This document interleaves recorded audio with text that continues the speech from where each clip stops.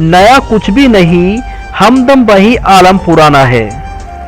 तुम्ही को भुलाने की कोशिशें, तुम्ही को याद आना है। अब ये ना पूछना कि ये अल्फाज कहाँ से लाता हूँ। कुछ चुराता हूँ दर्द दूसरों के, कुछ अपनी सुनाता हूँ। उसे उड़ने का शौक था और हमें उसके प्यार की कैद पसंद थी।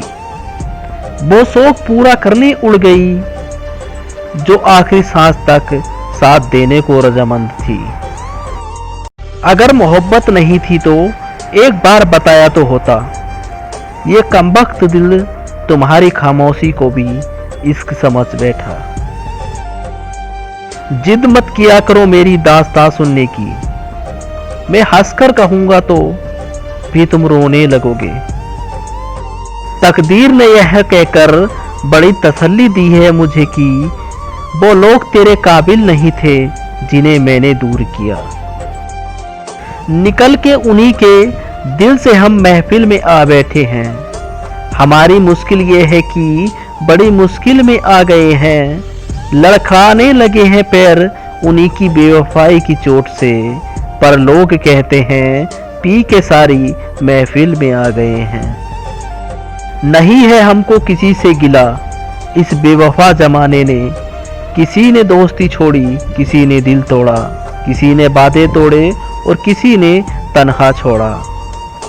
अगर मोहब्बत की तिजारत का इतना ही शौक है तो ये बात भी जान लो, वैसे यहाँ वफा का कोई मोल नहीं होता और बेवफा बहुत अनमोल होता है।